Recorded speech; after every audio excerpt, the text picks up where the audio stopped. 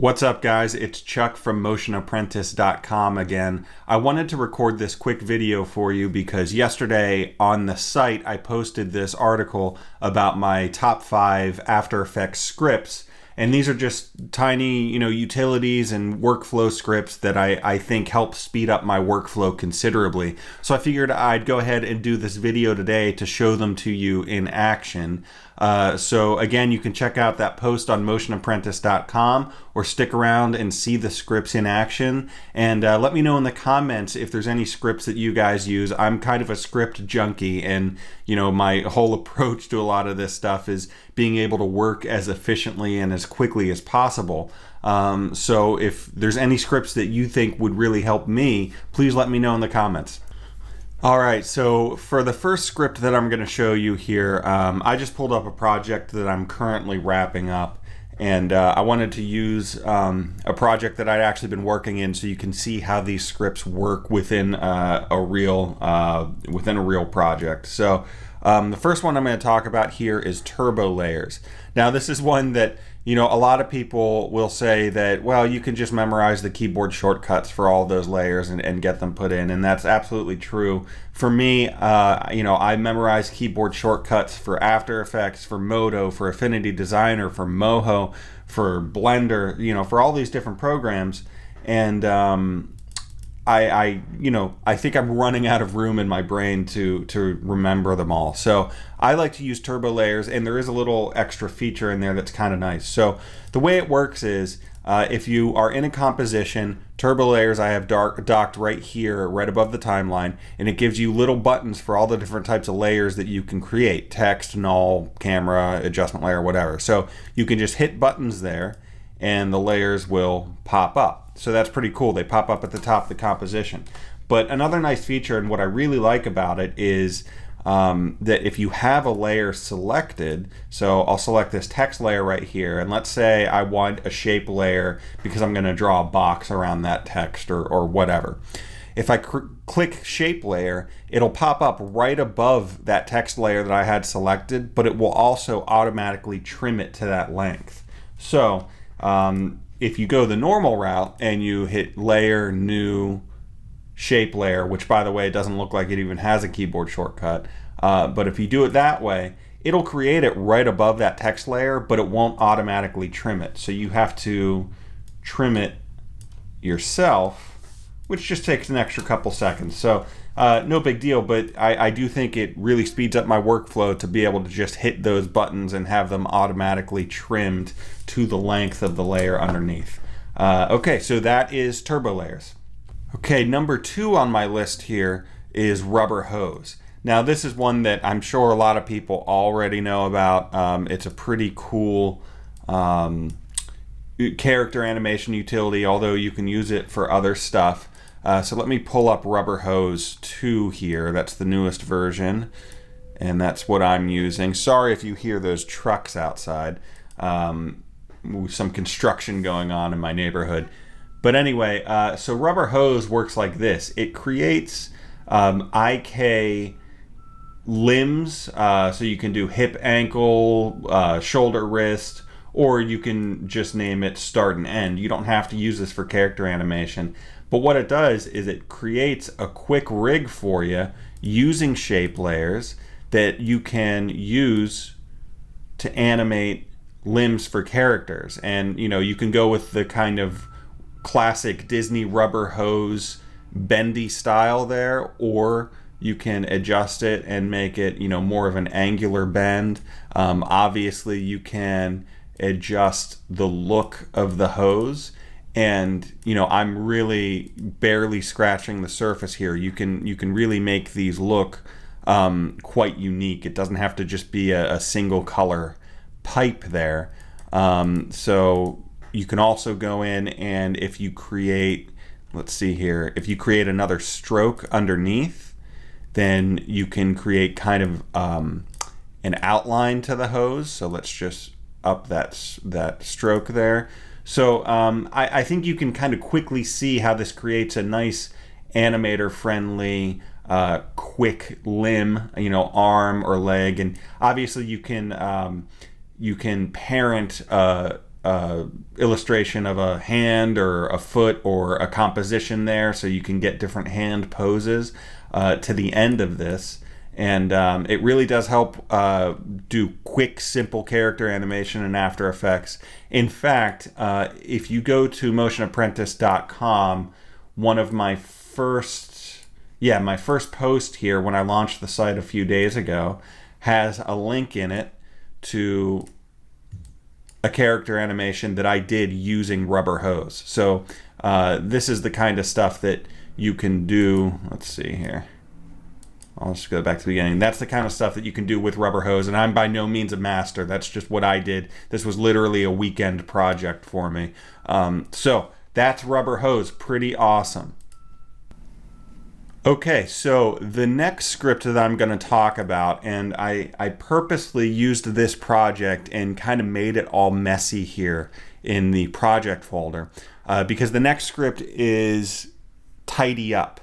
And Tidy Up, actually, you can buy independently, or you can buy as part of the Corner Cutters bundle. The link is in the blog post there, and it's the first button here.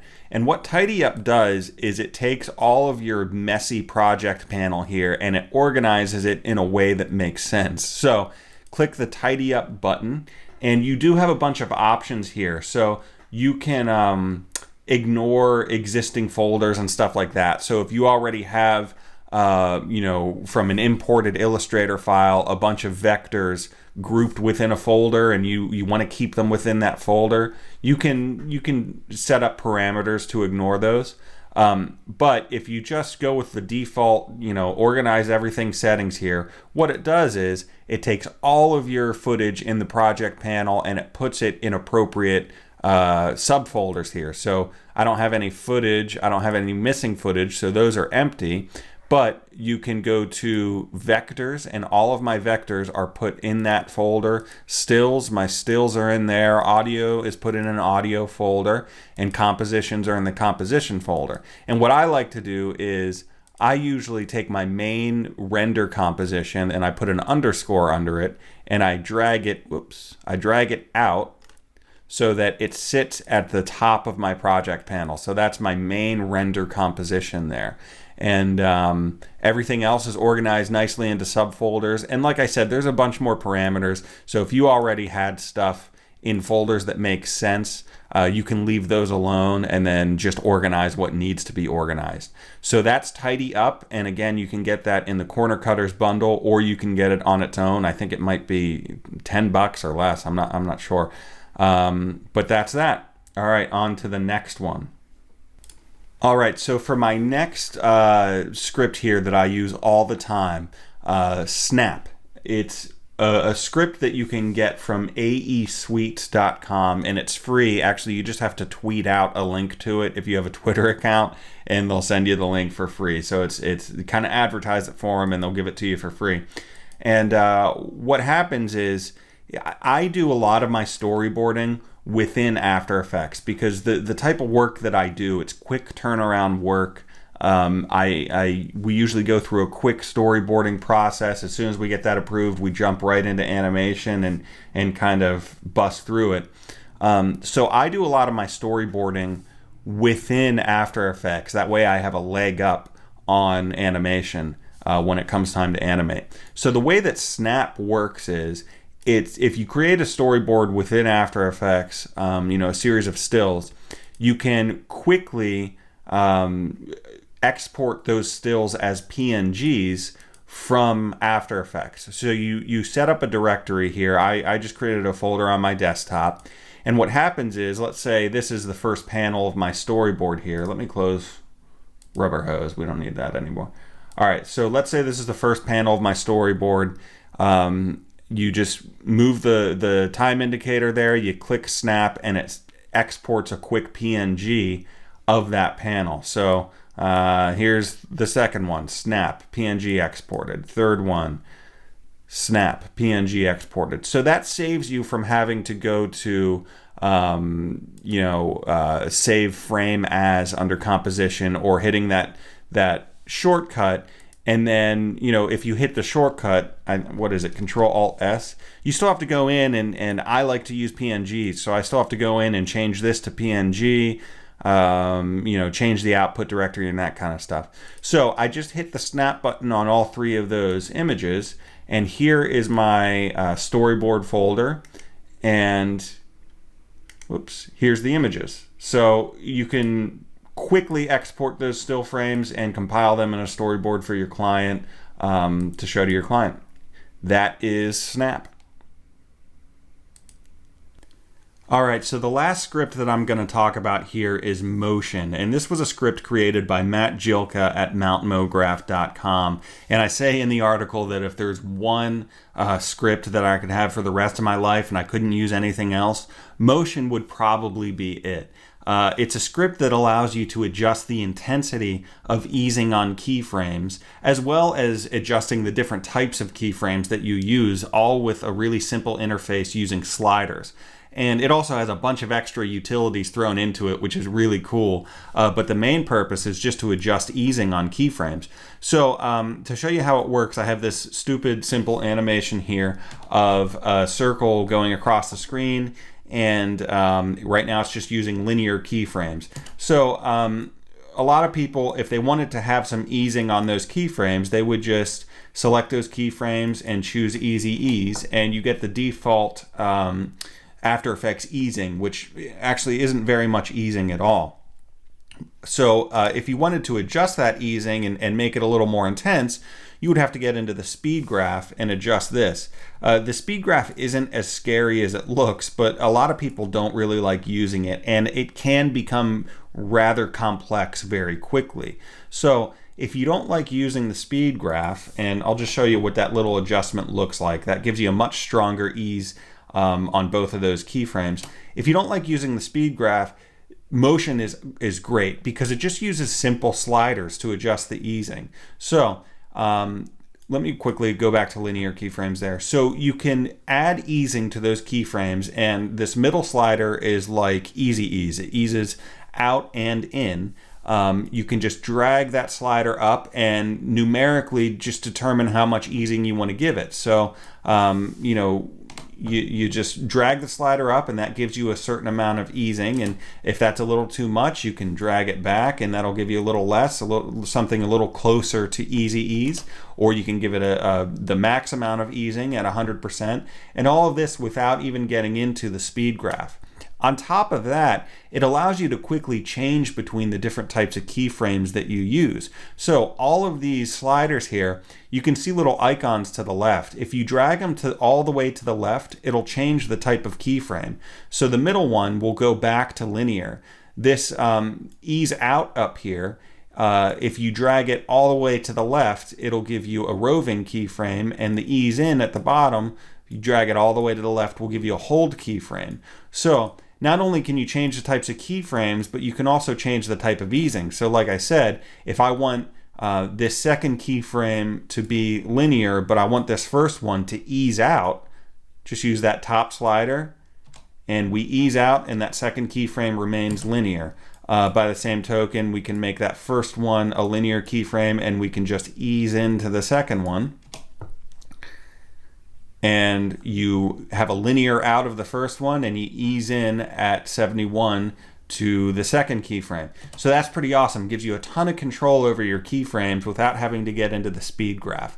On top of that, you can see there's a ton of other buttons here that give you a bunch of really cool functionality. So, for instance, you can hit the burst button, and that'll give you a little accent burst here that you can animate. And you can color in however you want, and there's a ton of options here with how that works.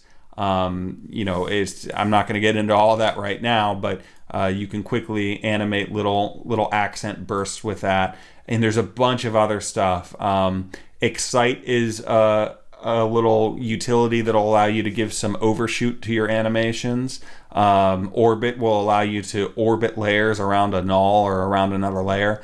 One of the coolest functions, because I used to have a different script for this, but let me just create another circle here.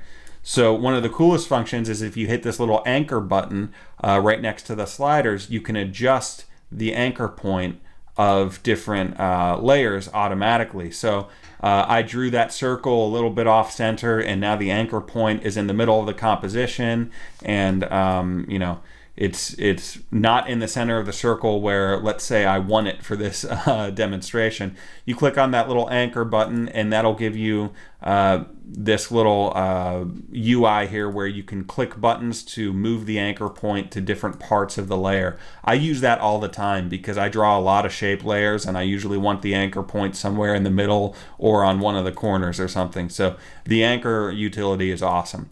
So that's Motion. I encourage you to look at Matt Jilka's videos because he goes into all this stuff in much greater detail. But I use this script all the time, every project. Most of my animation, if it's not really complex and something that I need to get into the speed graph for. Motion is awesome. And he's working on something new right now too. I'm not sure what it is, but I'm really excited to check it out. So I thought I'd also throw in a little bonus script here that I didn't mention in the article. And that is, let's see here.